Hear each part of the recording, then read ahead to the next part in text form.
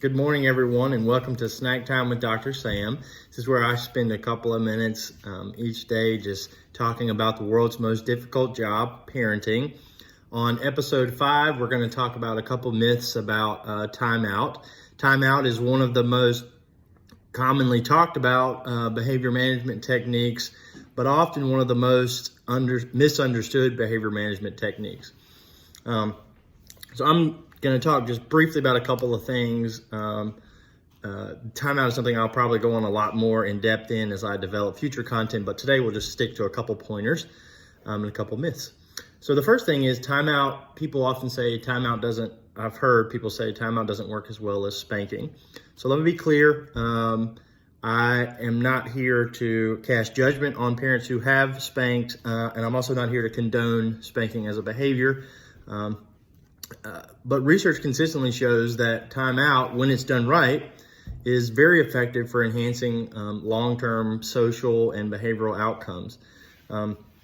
Whereas spanking, the research has consistently shown that it's been linked to negative outcomes, but particularly when spanking occurs at high frequency, high intensity, and is disconnected, very clearly disconnected from specific behaviors. Another myth is that timeout is harmful and not in line with being a loving parent. Again, timeout, like I said before, has been consistently linked with positive development and pro-social behaviors in kids. Setting limits, providing structure, being consistent, teaching kids what not to do. That's as loving gets in my book. The other common misconception is you see parents using timeout for just about anything. You can use timeout for anything, but it's likely going to fail. In the work that we do, timeout specifically is used only for physical aggression, destruction of property, and repeated noncompliance, which is not listening twice in a row.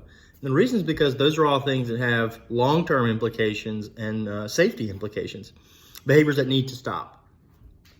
Insider tip, if you find yourself going back and forth with your kid during timeout and they're laughing or you feel like they're enjoying it, it's probably because they are. Timeout is short for timeout from reinforcement. It's a short period of time in which kids have access to no reinforcement. If you're doing the back and forth tango with your child, they're probably just soaking up all the reinforcement from you they can. So the last thing I'll say is parenting is the hardest job on the planet. And there are times when you're going to need a timeout yourself. And I think that it's okay if you have to take some time when you get really upset, angry, frustrated, if you need to step away so you can come back with a cool head to lay down the law, to set to enforce the rules, to establish expectations, that's perfectly okay. Thank you guys for taking some time with Snack Time with Dr. Sam. Please make sure to follow me on Instagram at Dr. Sam Solutions.